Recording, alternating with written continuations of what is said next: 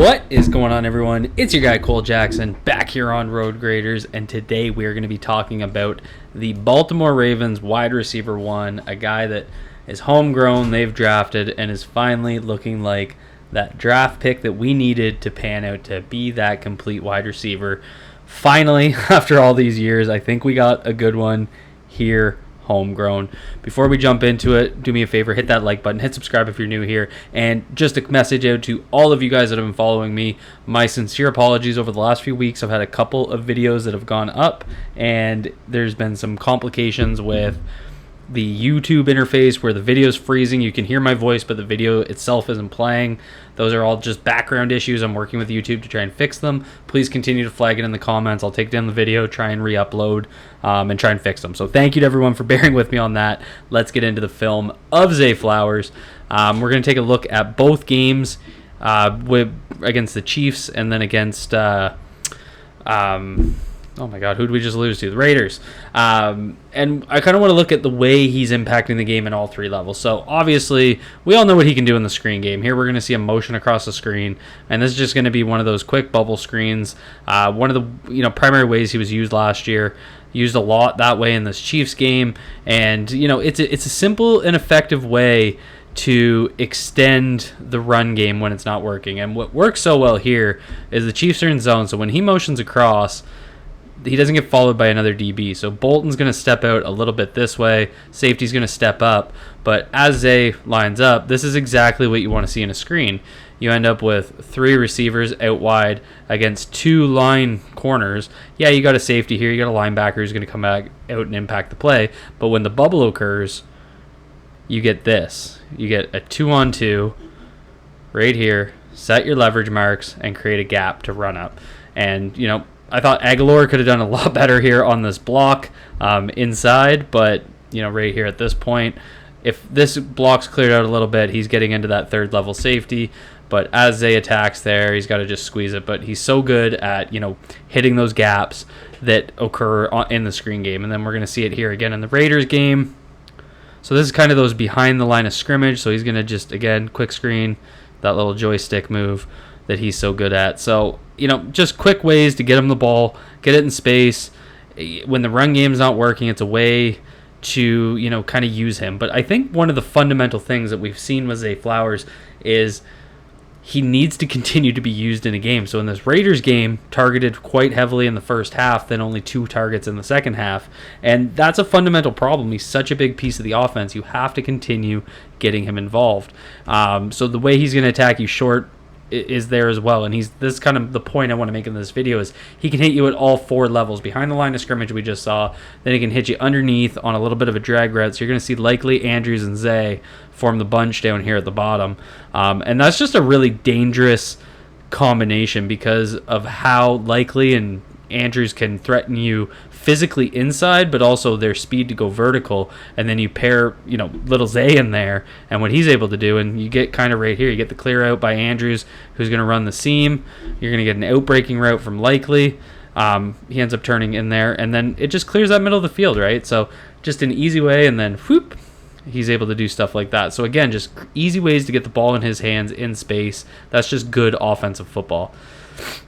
Moving back to the Chiefs game here, taking a look at the way he attacks the intermediate route. This is what he did so well last year when they used him in that way, and he's just so good. Chiefs are in man coverage here, and he's just going to go against the slot corner inside, and he's just going to bend this route. So as he's going to attack, he's going to read that outside leverage. You can watch that left foot right here. You're going to see the corner take that outside leverage mark, create that lane, and Zay's just going to get by him, and he's just so fluid in his breaking route.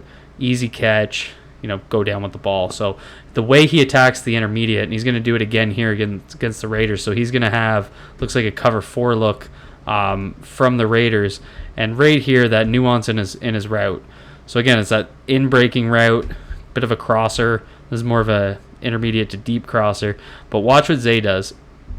As he releases, he's obviously got a free release. He's going to bend inside, so it's kind of hard to see from this angle, but he's going to bend it. So he starts here, and he's going to kind of bend it inside, but then he's going to break it back out deep, and it forces that hip to open just enough. Right there, he's going to open to the outside and create that separation. And this is what he does so well on these breaking routes, is as he's working up, he's going to work vertical and then come back. And that's what we're going to see right here. So he's going to work him up vertical. You see it and bend it right there. Come back to the ball. So it just, you know, the way he can continue to do that in these games, thing of beauty. This was that beautiful toe tap. So he's going to work under, looks like cover 2. You're going to get the 2 deep safeties here. And then you're going to get the corner pass off and then come and sit in the flat. Right there. He's going to jump up into the flat. Beautiful read by Zay. He's right in that, you know, hedge mark in between the underneath corner and that kind of cover 2 deep safety here. And he's just, well, that might actually be quarter half. I think you got quarter half here, so that's cover 6.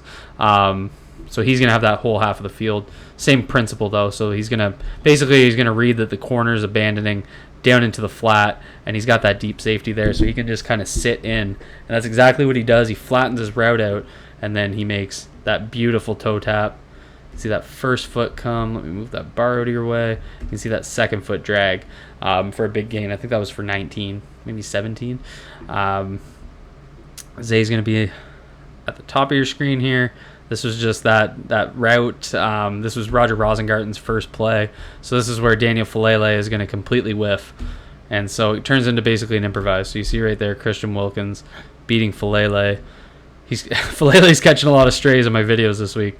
So as Zay kind of reads, Zay's running this in-breaking route, which if Lamar had time, he actually probably would have been open here. But anyway, that's not the point. But what he does is as he sees Lamar start to scramble, he knows that this guy is following him underneath, can't see him, no eyes in the back of his head. So he's going to work into open space. And he doesn't need to work back to the ball because he's got all this area here. And Lamar just has to get an off-platform back across his body throw. Just, you know, creating that space for him. I want to take a look at a couple of the end zone routes. This is going to be the second last play in the Chiefs game. So this is where people were questioning. They're saying Lamar or Zay should have sat down. So he's going to run that in-breaking route. And I mean, the more I watch it, I'm not quite sure. I get what people are saying with how he should sit down, and I mean Lamar throws it back there, so I get it. But the distance between that safety, I just feel like as you watch him round his route, so he's going to run it straight into that safety right here. So this is where we want to focus. He's going to run hip and basically be his inside hip or his outside hip on the safety's inside hip right at this point, right? So there's not a ton of separation here. So I think that's why he's bending this route inside. And the problem is, I think Lamar completes his pass quite easily, but we have this mess going down here with Justice Hill having to kick out. He does it up quite admirably, but he's got to kick out Chris Jones. Lamar's got to step up. So as Lamar steps up, you can see him twisting his body. So this throwing shoulder turns in this way, and then he gets back out into his base right there, and then he releases. So, I mean, yes, I guess he could sit down here a little bit, but look where that safety is. Like, he's right there. This safety is glued to the other receiver, so it creates this open island, which is where Zay's going. He's going into the open space. So that safety comes off, but the ball's already in the air. So, I don't know. I really don't think he did anything wrong here. You know, I'd love to hear from you guys. Drop a comment down below. Some of you guys know a lot more about wide receiver play than I do, but I just really question that one. But then he makes up for it in the Raiders game. So just kind of take a look at this play.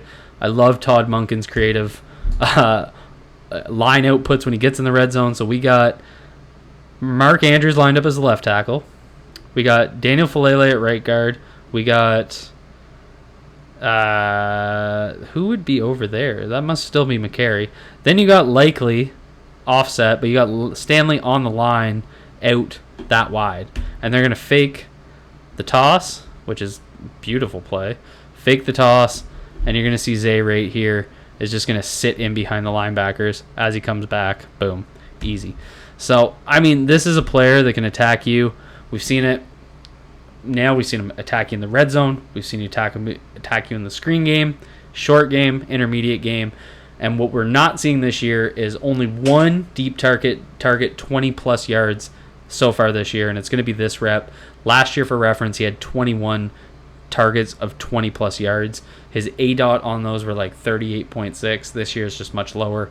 So, you know, and this is why it's so important. And so we're going to see him just the release here. He's going to come up and split release right there. You're going to see those feet come up. He's going to split and then just take off. And there's that speed.